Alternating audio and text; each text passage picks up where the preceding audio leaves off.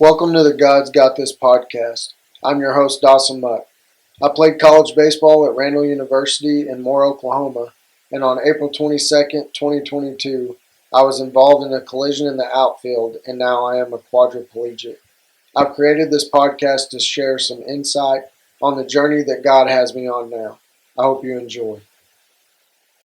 What's up, guys? Welcome back to another episode of the God's Got This podcast.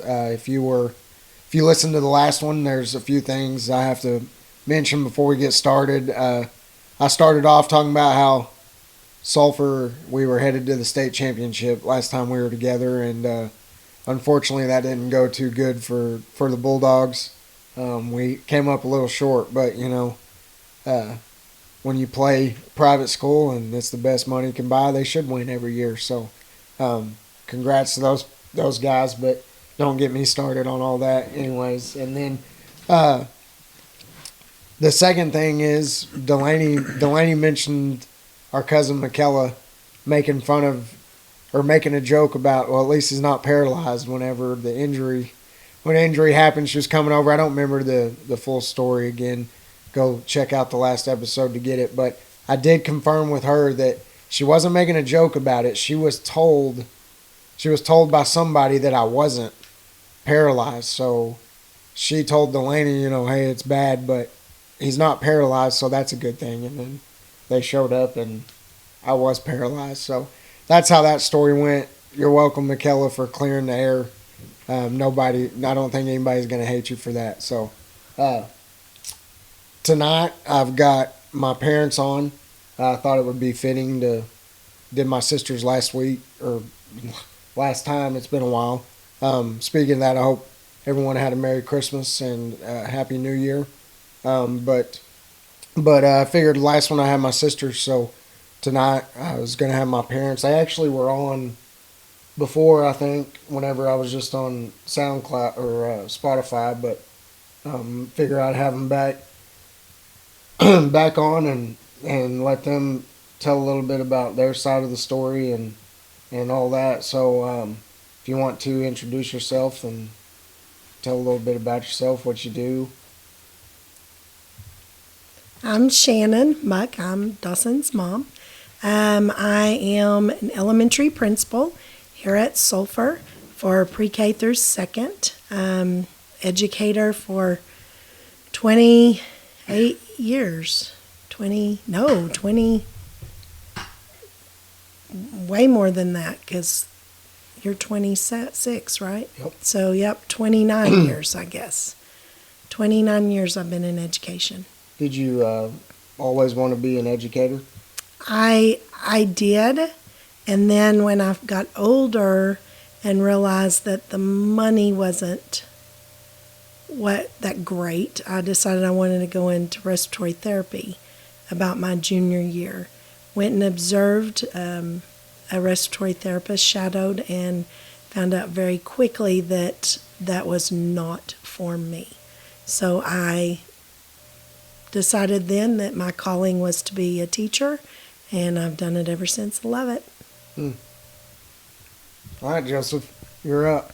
My dad's a man of many words, so we may have to tell him to be quiet ever so often. Yeah. My name's Joey. Obviously, I'm Dawson's dad. I work for the city of Sulphur here, and I don't know. That's about it. So my dad was a youth pastor pretty much my whole life. My mom and dad, I guess. It's more than just a one-person job. But so to start off, I kind of want to just let them hear about, what it was like raising just an absolute stud like me as a son. Joe, how it was having a son that was better than you at everything. So, what was that like? What was I like as a kid? And You were a very active kid, not a typical toddler or even a young boy. Constantly had to have some sort of a ball in your hand, whether it's soccer, basketball, baseball, football, golf. I mean, we went through all of it. You did not really like Superman, the G.I. Joes, the action figurines, all of that, trains. You were not into any of that. We would try to buy you that stuff, and you would be excited for a very short stint of it, and then honestly, our best gifts were just to go to Walmart and buy a $5 or $10 ball of some sort, and that's what you did all the time. Well, I come by that naturally because if you probably don't know this, but Big Joe's in the Hall of Fame at Ardmore for slow pitch, so it's just in my blood to be a natural born athlete. It's a wall. Oh, the Wall of Fame. Sorry. Well, I get that wrong every time. Sorry. It's the Wall of Fame in Ardmore. So, as I got older, I kind of started rebelling against y'all and doing my own thing. So, what was that? What was that like? Because I thought I had y'all fooled, but you're not idiots, and especially in this town where we know everybody and related to most of them anyway. So, just kind of like, what was that like? It was tough. At the time, we were in ministry and full time. Dad was in it full time, and You went full time when? as soon as he was Mhm. called, right? Yeah, I don't know when that was. I was like in kindergarten, maybe. Yeah, you were Before young. that, Kindergarten. Yeah, you're right. Because I went to Dixon to teach, and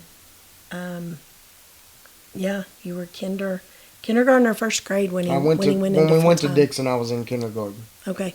Then he was full-time ministry. Were you part Around time that before time. that? No. Oh. No, he worked for You the just kept city. saying full time. I thought. Well, I mean, because he's back in it part-time now, but Right, I mean, yeah. full-time ministry. He was that was his job, and it was tough. I mean, because here we were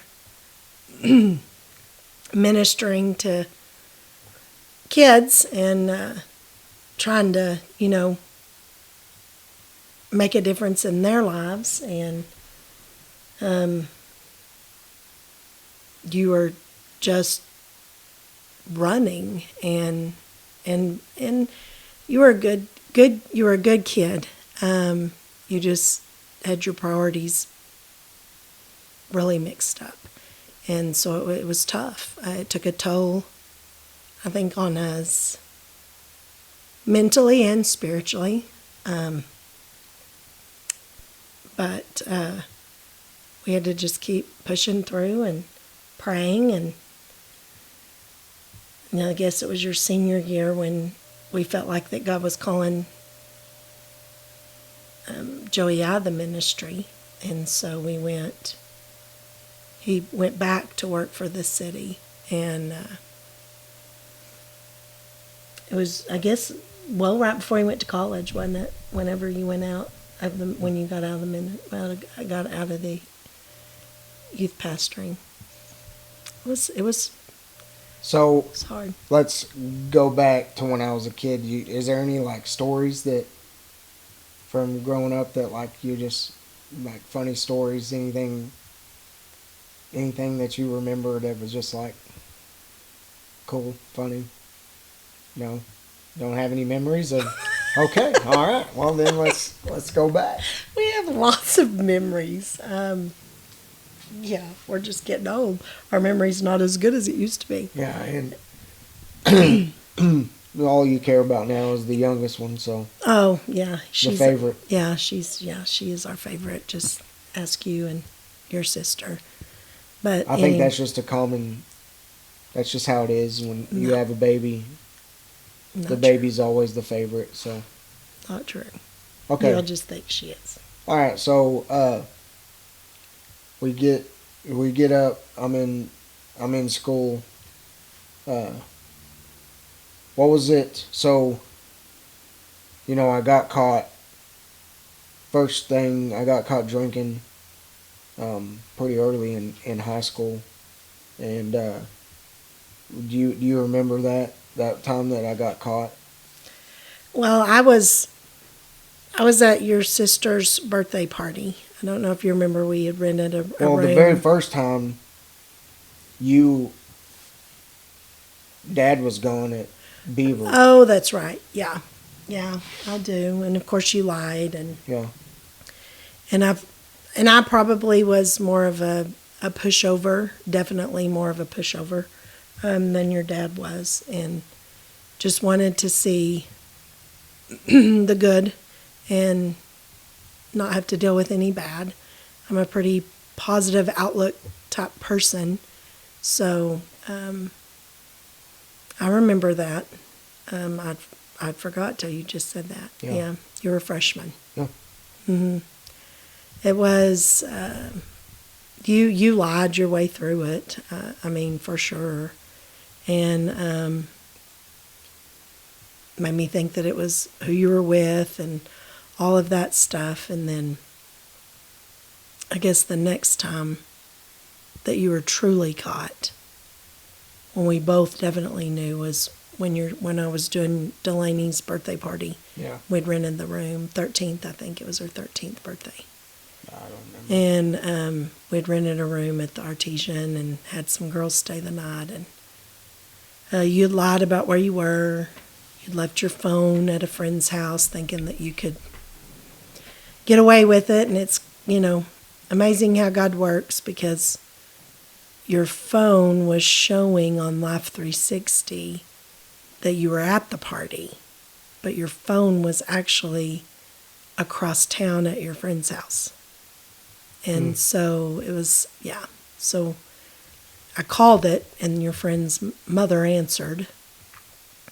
And she was like, they're not here. And we figured out you guys were lying to us. And I think she got a hold of him and said, you better get your booty home, Yeah. type thing. Yeah, I remember that. Mm. So it started with kind of the drinking and stuff, and then the next really big one I got caught doing was when I got caught smoking. Mm-hmm. What was that? What was Again, that like? you tried to lie. We knew something was going on, I think. I think that's the hard part as parents, is that I think we know, but we don't want to know. Yeah. And so it's easy to just try to ignore that my kid doesn't have a problem, or my kid's not doing this, or whatever. And especially, as Christians, and leading in ministry, I mean, that was, we didn't want to say that we dealt with that problem. And so it was tough. I actually got a phone call stating that they were pretty sure that you were dabbling into some drugs, and you didn't go to workouts. And I mean, you were all about workouts. And you weren't home the night before, and so there was just some different things. And so I went to a coach's house and just said, you got to tell me. And they shared some concerns, and I came back and we confronted it that night. And it was tough, especially when you looked at us and said, I won't pass it. It's like, I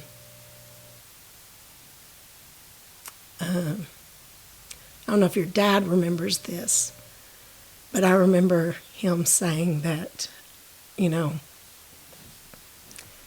he honestly knew what in the Bible, when God talks about how he just wants to spit you out, because of he said, I truly know what that feels like, because I feel like I could throw up. Yeah. And that was, looking back, like we were just looking at some pictures when we moved Delaney home, and man, you looked bad. I mean, if we'd have just really opened our eyes, you looked bad. Well, I don't think you can blame yourself for that because You can, No as matter parents, what. you can't. And I think that's the thing that was hard for me is that I would stand over your bed and I would just pray. And I would just,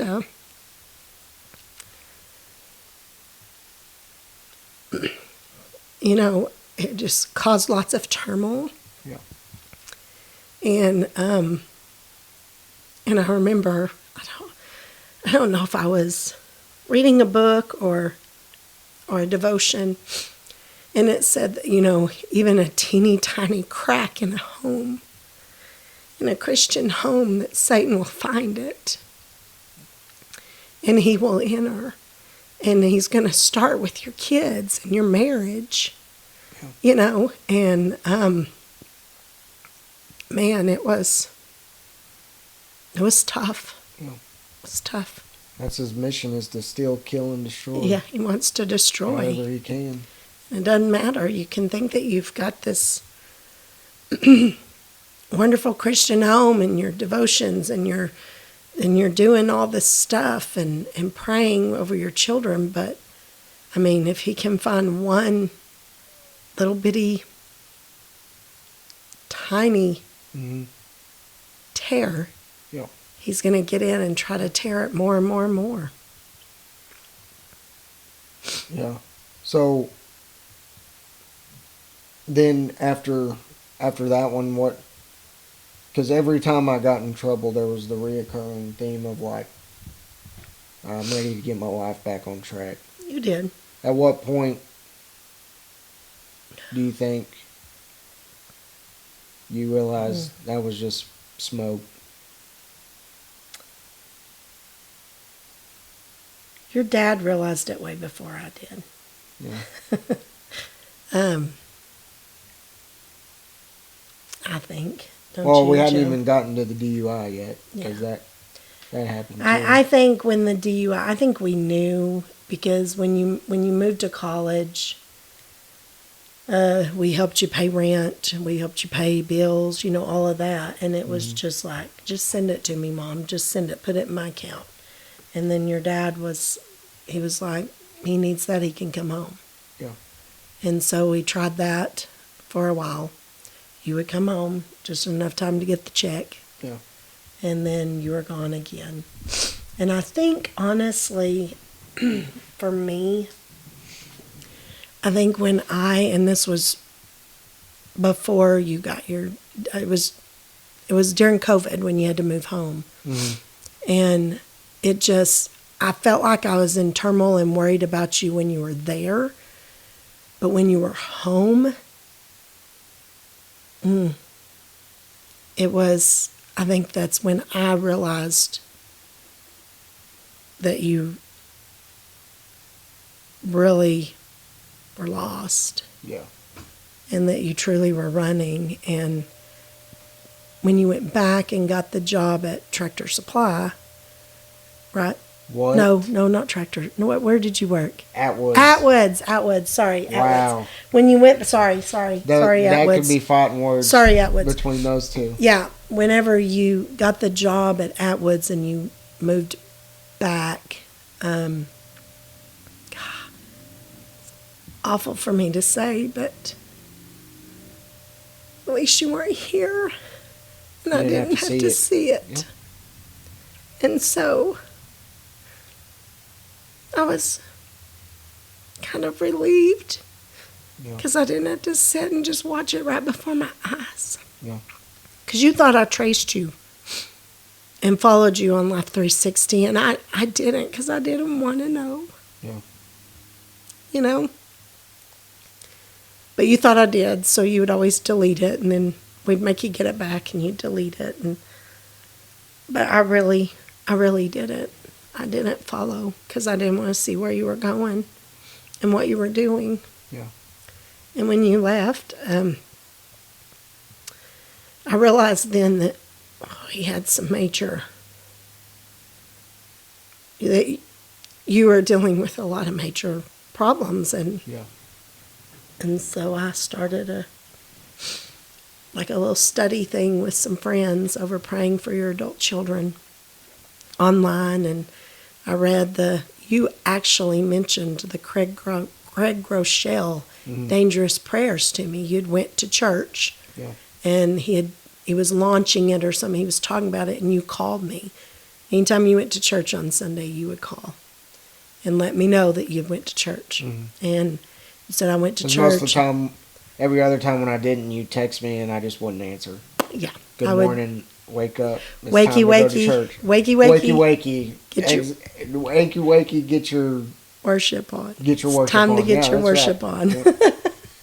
And you would ignore me. So I knew you weren't going to be there. But you had called and said that Craig had, at church, that they had launched it or whatever was talking Yeah, about I it. think he preached out of it. Or Yeah. something. And I went right immediately, Yeah. bought me a book and bought you a book. Yeah, I don't know where my book is. Yeah, I don't never think you ever opened it. read it. I read it, and it was it was probably 3 weeks before your DUI that I did the chapter on 2 or 3 weeks on just completely breaking you.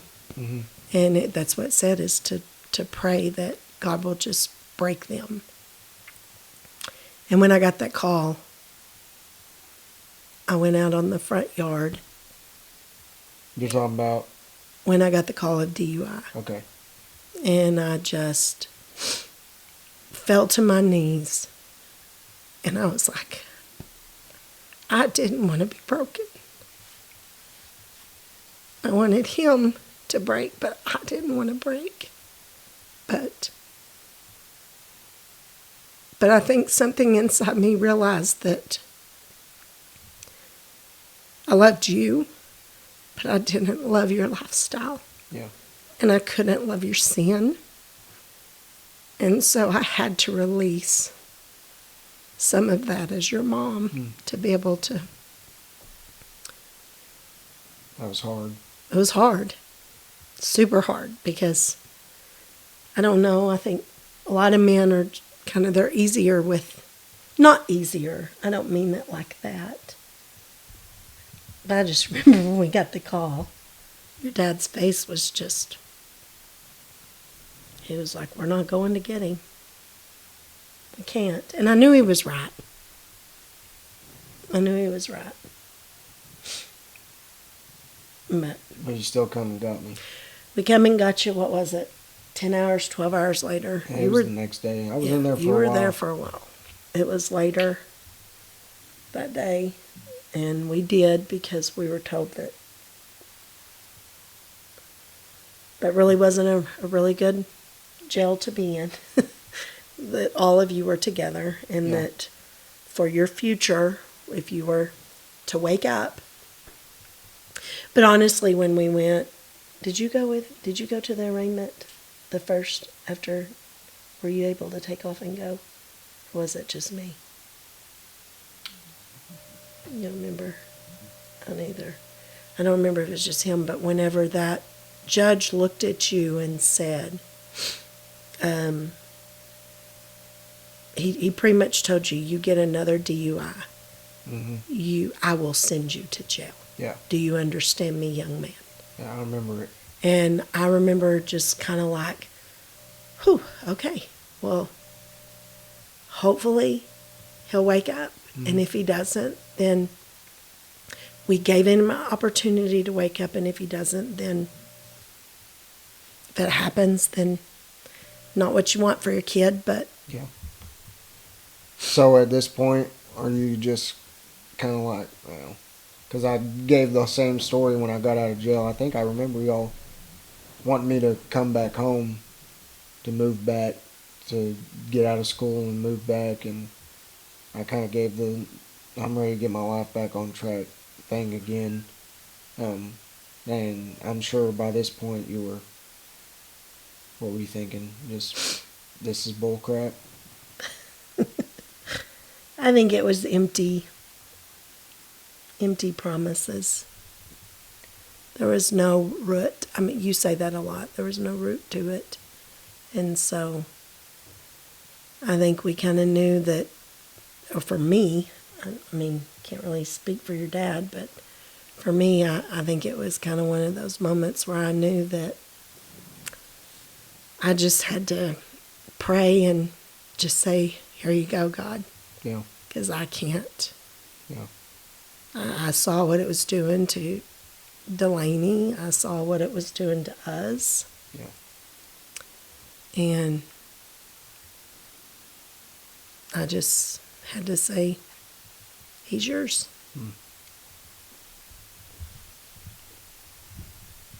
So now to the good part, the juicy part.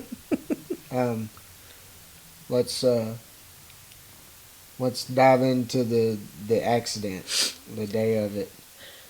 I mean, and at this point, you got to be thinking like, man, he's just a lost cause. You know, there's no. I don't know if there's anything that's going to wake him up.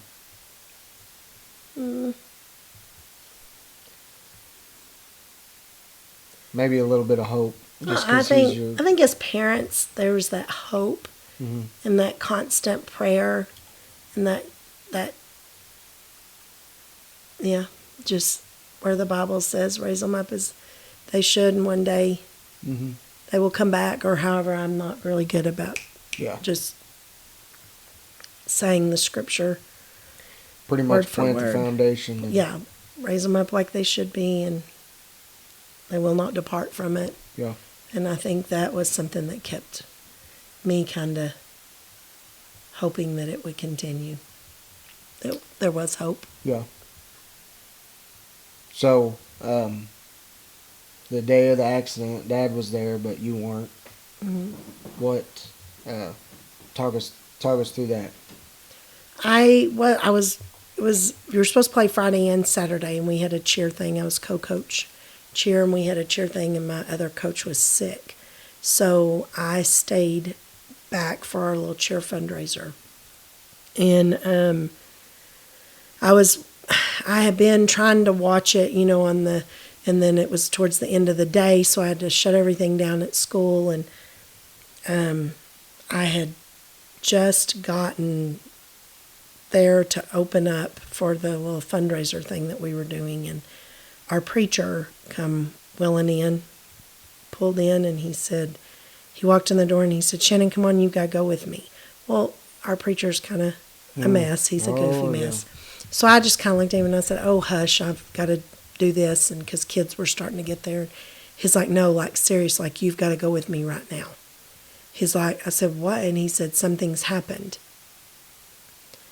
And I said, so I just took off. And of course, there wasn't any, so I was like trying to call parents to see if they would come and help. And by this time, I guess it had already kind of started surfacing, and so some parents and our superintendent and his wife, they all showed up, and I was already gone. And when we started, he started driving into the soccer baseball field, and he doesn't drive very well anyway, so he was really Lord, driving no. crazy. And he pulled, and I said, Dick, what are we doing? And he said, there's been an accident. He was like, in Dawson. Just for clarification, his name is Brother Dick. Yes, his name. And he said there's been an accident, something about Dawson, and I said, or there's been an accident with the baseball with Dawson, and I said, Dick, Dawson's at Randall. He's playing at Randall. So, I mean, he just shot it out and took off, and he was spinning. And about that time, Chad called me. My brother Chad called me, and he was like, Shannon, where are you? I said, Chad, what's happened? He said, I don't know. Mom's called. There's been an accident. Dawson's had a collision in the outfield. And I was like, okay. And he was like, where are you? I'll take you. And so we pulled over at the church, and Chad pulled in, and Joey's a man of very few words, but my brother is If you can't tell. also, a man of very few words. Yeah. But, and he just was like, I don't know, Shannon, I don't know what's going on. I tried to call your dad. He wasn't answering. finally he answered, and he said that he had a collision, not really sure what's going on. Where are you? We were probably about 30 minutes away, I think, when you and I finally got to talk. And Are you still with Brother Dick? no, I'm with Chad. I'm with your uncle Chad. He's the one that drove me. Okay. And so I pull in, and your dad was standing out at the OU ER, and he was, he just shook his head. He said, Shannon, you can't feel me touching. And I said, what? He said, he can't feel me touching him. And I just remember going in, and the ER was just full of parents and players, and I went to the bathroom, and I wanted to see you, and they said I couldn't see you right then. And so I went to the bathroom, and I just fell on the floor. And then they come out, I guess, to get us to go back there. And so Mimi hollered, Shannon, they're wanting you to go back there. So I got up and I took off back there, and you were laying there, and you were so out of it. You'd already coded. They'd given you CPR on the field, and then you had already kind of coded. I mean, you were so in and out of it. But that is such a blur. Like, I don't even really remember that part. I just remember going in there and seeing you.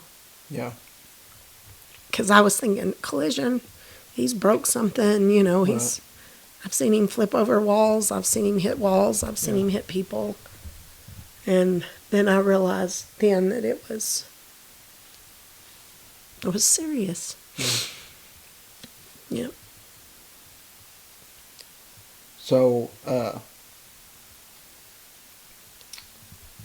you know what, like, at what point did you realize that maybe this was a life-changing, not just because I was paralyzed, but that it was a spiritual awakening and ended up being the best thing that ever happened to me? Whenever, I guess when they finally got you to your room, the ICU room, the trauma ICU room, oh gosh, you were still really kind of in and out, but we kept praise and worship music going. You've never had anxiety, never, but your anxiety was out the roof because you had all these tubes, and so we just played that music, just praise and worship music, and I would sing, not like really sing, but sing like mouth, and we would just kind of, and they finally, when they trached you, because up until then we really you hadn't really got to talk to us, or even, I don't even think he was even coherent enough, was he, Joey, to really, up until like the trach. And so they trached 3 days in, I think, because you coded a couple of times. And so when they had trached you and you'd realized that you could do or however you did it, I don't know. I said I'd never forget it. And when you started doing that, and a bunch of the boys, it was playoff, I believe, and they had come by. Senior day. It was senior day, yeah, because we have left. Hey, you want to turn that? Sorry. Oh yeah. Turn that off. Yeah. Forgot to do that. Okay. But we had left. We had actually left and went to senior day. The girls and Dad and I left that night and went to senior night, and but they had been coming in and coming out, and you were trying to give them like a pep talk and all this kind of stuff. And I was standing back in the corner, and I don't remember how it, but of course, I was crying because I'm a ball bag. And so, Shocker. yeah, I was crying, and They've seen you cry for however long we've been doing this, Yeah. so I'm sure they get it. yeah. And so, when they were finished, you were just kind of sitting there, and and I said, "Thus, I'm so sorry." I said, if I could, I would trade places with you. And of course, even though you were sitting there fighting, you looked at me and you shook your head no, and you said, "You're not strong enough."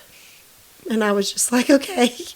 And then you, after you said that, you mouthed, "Mom, it's okay, because God saved my soul." And I'll never forget that. And I realized then, and then from then on, after you had your little moment when we got to Craig, Yeah. that was very overwhelming for both of us. Yeah. Because I think still at this point we were thinking, he's going to get up. We're going to walk out of this place, and then when they swoop in and they're measuring and they're getting wheelchairs and I was just kind of like overwhelmed, and I know you were. And from then on, like that Sunday, or Monday maybe and Saturday and Sunday that you were really struggling. Yeah, it was a weekend. Yeah. And then that Monday. I went in on Friday. That's when Delaney's graduation was. Yes. Yep. And then I knew then, I was like, man, this is the son I prayed for. Yeah. Spiritually. Mm-hmm. At that point, was it like an aha moment? Like, this is what I prayed for, and even though it looks a little different.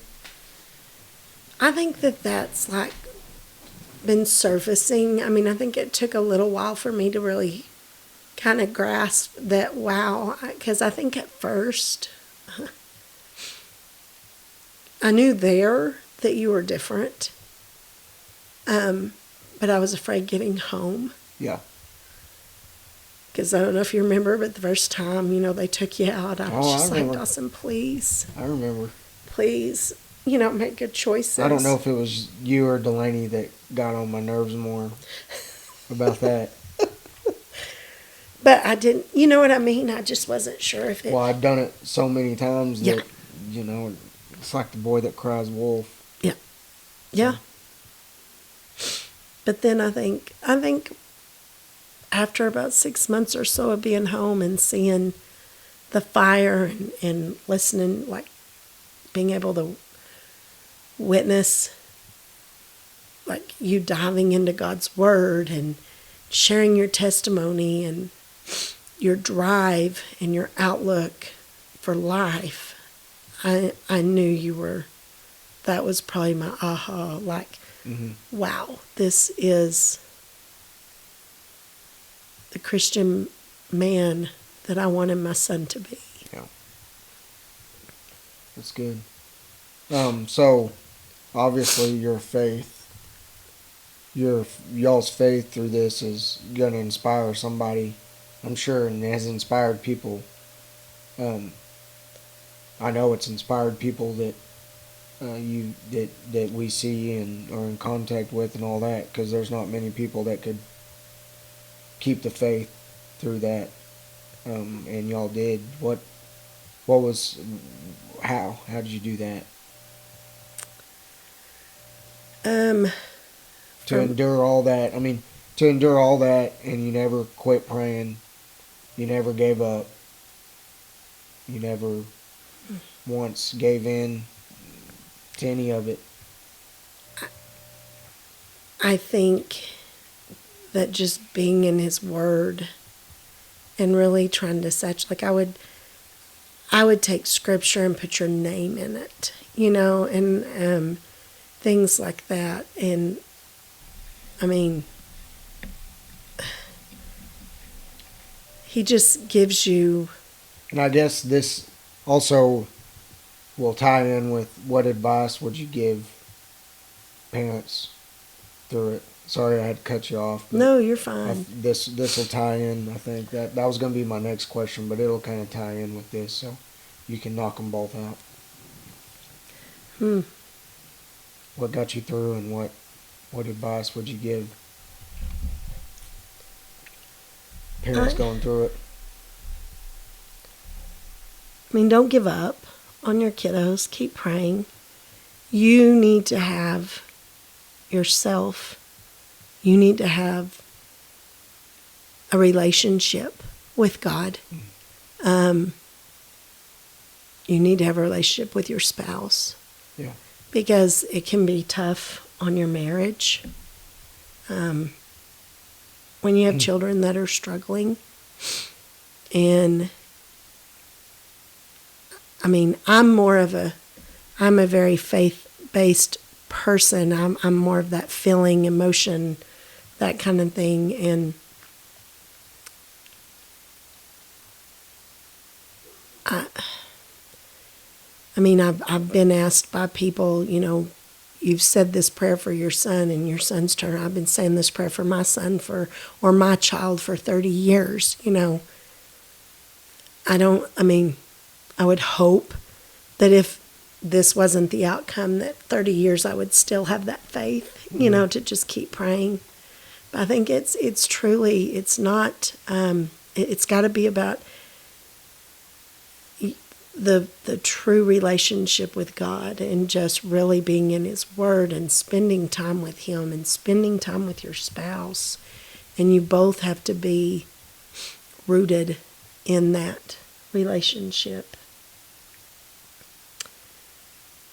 I mean, everybody's story is different. But me personally, when you are really struggling in college, I got a lot of Christian friends, people that went to church with, or that that were Christian friends that would say, "Oh, it's just the age, it's the college, it's just the phase, it's the stage, it's not a big deal. They all go through it." And I guess the one thing I would say is stop telling people that. Because honestly, if you are grounded with Christ, you don't want your kids to go through that. You don't want them to be lost from God. And so it's not okay. We as Christian people, I think sometimes we tend to just kind of keep our problems to ourselves, and that was something else I would say, is that I didn't want anybody to know that my son was struggling with alcohol or with drugs. Mm-hmm. And there were other parents out there dealing with the same stuff. And until we started that online study with 2 or 3 of us, did I realize, wow, you're crying yourself to sleep at night too. Mm-hmm. You're struggling, but we don't want to share that. And I think we've got to be able to share our struggles, just like we share our celebrations. Yeah, for sure. Don't know if that really answered your question. Well, that's Maybe good. Went down a rabbit hole. That's good stuff. Also, I just advice for if you're maybe that kid, just pull your head out of your butt. It's not worth it. I was so selfish, I didn't realize all the turmoil that I put my family through, and if you're doing that, then your family's struggling.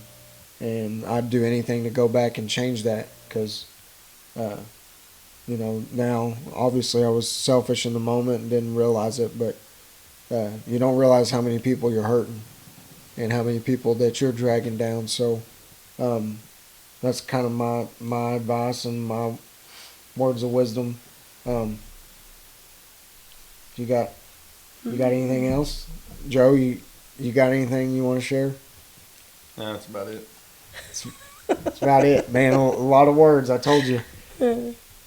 All right, so thank y'all for getting on here and doing this. It takes a lot of just faith and courage, and I know this is going to inspire somebody. So, thank y'all. Thank y'all for coming on, and we'll catch you next time. And that's it. I'll see you.